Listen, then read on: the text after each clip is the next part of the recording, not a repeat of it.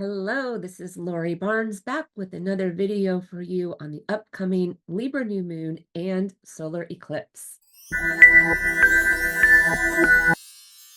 The new moon is coming up on Wednesday, October the 2nd at 10 degrees of Libra. When you set your new moon intentions, you always want to do it when we're actually in the new moon phase. So pay attention to when the time of the new moon is in your location so that you know that you're in that phase.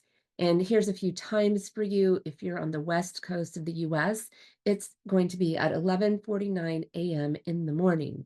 2:49 p.m. on the East Coast. And if you're in Rome, Italy, where I'm broadcasting from, it'll be at 8:49 p.m. The new moon is in the sign of Libra, so let's talk about some of the key words that have to do with Libra.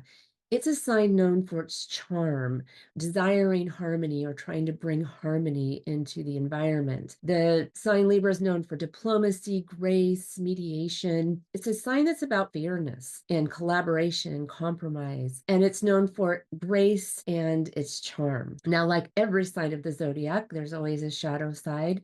And the shadow side of Libra is that there can be some vanity.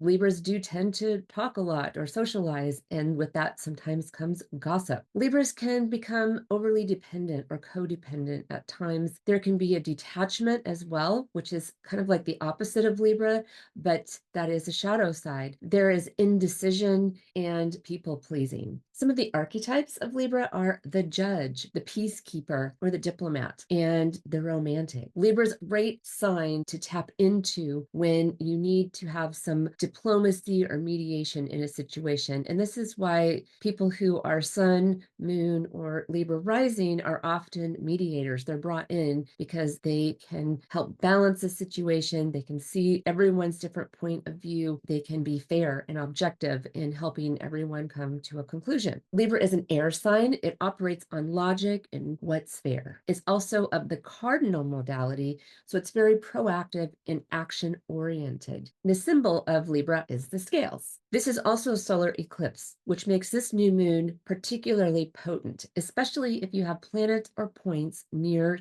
10 degrees of Libra. That's where the solar eclipse is going to happen. If it's not activating part of your chart, whether it's an angle or a planet or a point, then it may go by and you don't notice anything.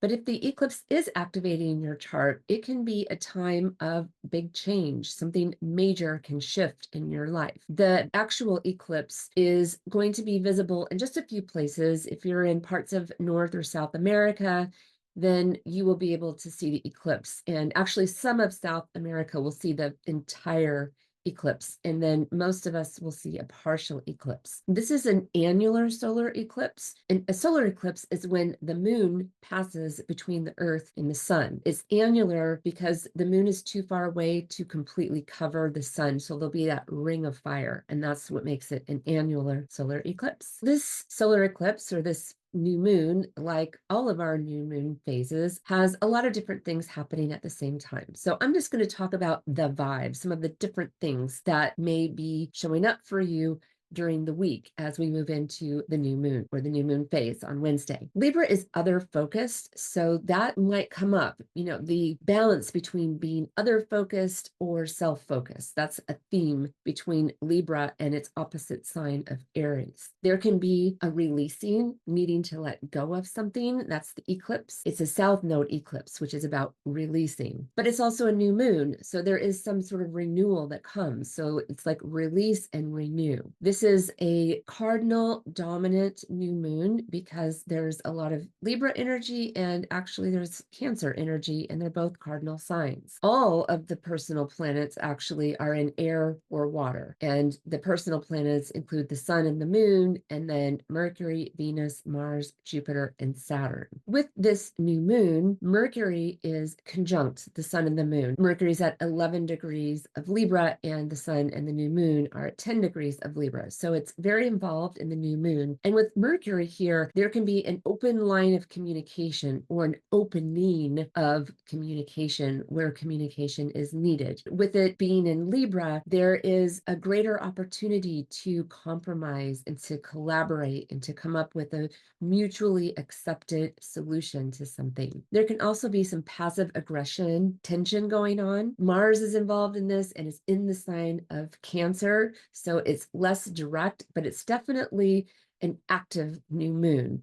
And you can say that some of this is the growing pains of change. Sometimes it's difficult to talk about things, or it's difficult to take action when action is needed. So there can be like this passive aggressive kind of energy going on. I'm going to talk a little more about that a little bit later in the video. There's also a lot of depth to this new moon because the ruler of Libra, Venus, is in Scorpio, and Scorpio likes to go deep. Though Libra can be involved in more topical conversations, more shallow conversations, just kind of like the chit chat kind of stuff, Venus is in Scorpio and is going to be more interested in going deeper than the shallow waters. Venus is involved with Mars, which is also in a water sign. There's actually a water trine going on at the new moon, which is going to bring in this desire to talk about things or resolve things that have an emotional connectedness. It has to have meaning. There has to be kind of like deep meaning. You're going to find that if you need to have some difficult conversations or resolve some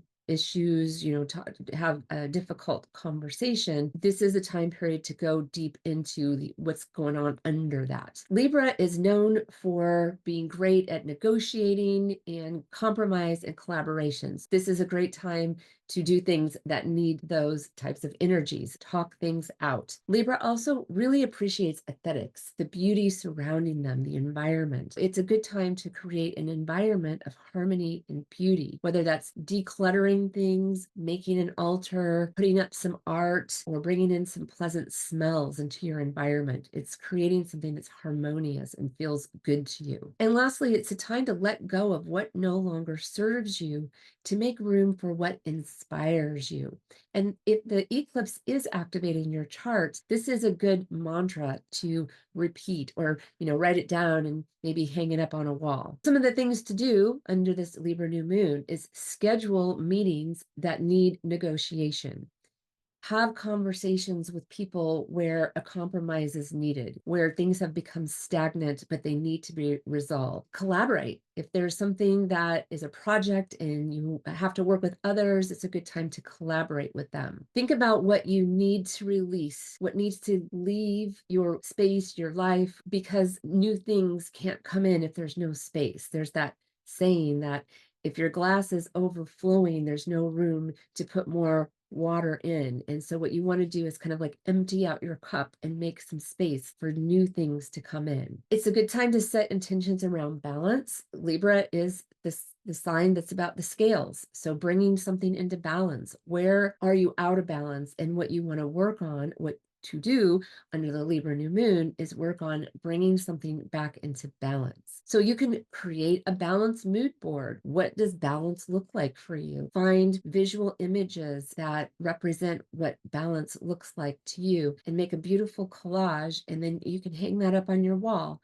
You can do a digital collage, you can do one with magazines and using cutouts, whatever medium suits you. This is a great time to make a collage vision board that's about balance. Another thing that you can do is write a love letter. Venus is the ruler of Libra, and this is a Libra new moon, and it's about relationships. It's relating with others and all types of relationships. Yes, romantic relationships, but all relationships. So if there's someone that you love, let them know, tell them, write them a love letter, send them a love letter email. That would be a really nice thing to do at the Libra new moon. Another suggestion I have for you is make a Libra new moon altar. And this is simple. You don't have to go out and buy anything. Just make space. That is your altar. Put maybe a nice piece of cloth down, and then put things on it that represent harmony and beauty. Or maybe you're creating like a love type of altar, a self-love altar. things that represent love to you. You can use things that are like pink. Rose quartz, for example, is a Libra type of object. It's up to you what you want to have on your altar, as long as it has a meaning to you and it represents what you want your altar to represent, because you're thinking about the law of attraction. What are you trying to attract to you? And you can just pick things that you already have at your home and put them on your altar, little statues or symbols, rocks, gems, incense, whatever has meaning to you. Every new moon and full moon has the planets in different places, and we want to look at that energy to better understand the new moon. Mercury is making a great statement because it's right there with the sun and moon, as you can see in the chart. You have the sun, the moon, and Mercury in a conjunction. And bringing Mercury into the mix is going to make it even more social than what we would normally see. Mercury is the planet of communication. So there'll be probably more talking, more conversations, more ease and flow in conversations that you have. It can also mean that there's an openness to different perspectives. We know we need this in the world right now, this diplomacy and mediation and trying to find a center ground, some compromise. This is a good time to debate if you need to debate something with someone. If you're arguing for your thesis, this would be a good time to do that. It's a great time to talk through problems, to bring in a mediator. If you need to bring somebody outside in to mediate something because you're unable to come to a solution, do that under the new moon phase, the Libra new moon phase. Find that common ground. There is a tension type of energy happening, and that is with the planet Mars. Mars is in Cancer, and that is a square angle to Libra. And you can see Mars there in Cancer at 15 degrees.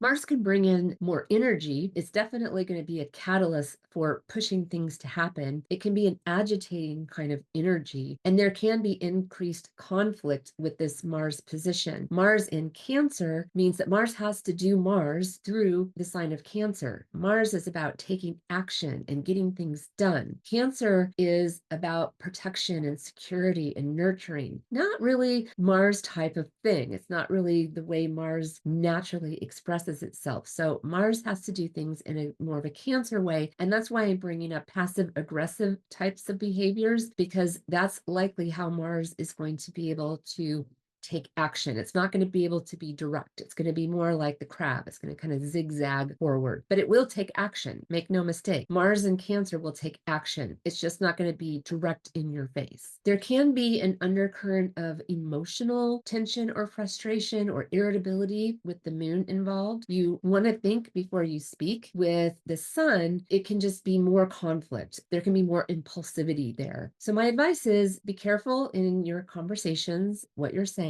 because it can easily increase into some anger. If there are unresolved emotions going on, they're probably going to bubble up to the surface, but it may not come out as clear as needed. So there can be some misunderstandings as well. This may be a good thing though. This may bring things up from the depths that need to be out in the open. And even though it may be unpleasant to have some difficult conversations or have to mediate or have, a mediator come in and try to see both sides, it still is going to hopefully get some things cleared out and make that space for new things to come in. It may be challenging. Libra is up for the task. Libra is very good at handling diplomacy and compromise and collaboration.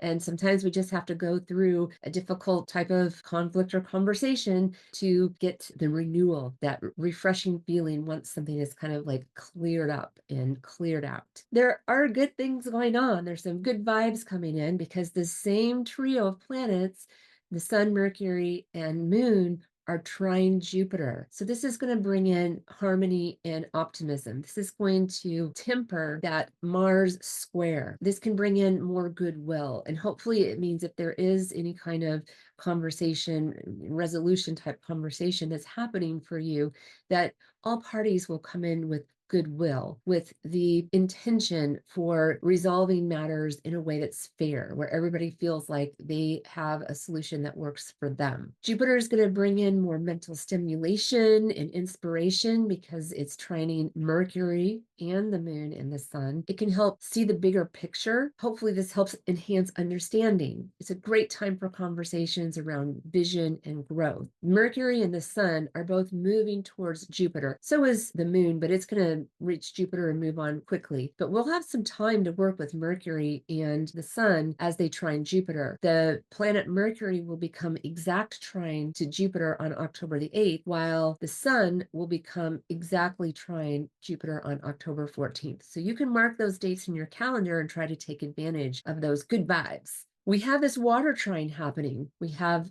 Venus, Mars, and Saturn all in water signs. You'll see Mars is in Cancer, Saturn is in Pisces, Venus is in Scorpio. This can be a really driven trine because we have Saturn and Mars involved, and Venus, which is the ruler of the new moon. Mars is the driver in Cancer, which can be a little passive aggressive, remember, but it still will take action and move forward just in a more zigzag kind of way. We've had Saturn in Pisces for a while now, and Saturn asks us to keep the long-term vision in mind, which is Pisces. Venus is in Scorpio, which is looking at going deeper into relationships than the typical Venus as we think of it as the ruler of Libra. Plus, Venus is in Mars sign of Scorpio. So there is like this, a lot of energy to look deeper, look more profoundly into a situation. It's important that what you're putting your energy into during the new moon matters on a soul level, like on a deep, profound level. My advice is to focus on what really aligns with your emotional needs and desires. You always want to look at your chart to see what's activated and where this energy is happening in terms of astrological house, because that's going to give you more information as to how this may show up in your life. So these are the signs that the planets are in at the Libra new moon. You'll see that Uranus continues to be in Taurus as it has been for years. Jupiter is still in Gemini. It will be there until next year. We have Mars moving through Cancer. Mars is going to go retrograde later this year, so it is going to spend longer in Cancer than usual. Of course, we have the sun and the moon and Mercury in Libra, the new moon in Libra. Venus is in Scorpio, Pluto is in Capricorn, and Saturn and Neptune are in Pisces. Find them in your chart, and then you can use this list of keywords for the different houses, and it's going to show you the energetic vibes that you're likely to experience at the new moon. Thank you so much for joining me today. I will be back for the next full moon, which is going to be in the sign of Aries at 24 degrees. Full moon will be on October 17th. I'll see you next time. Ciao.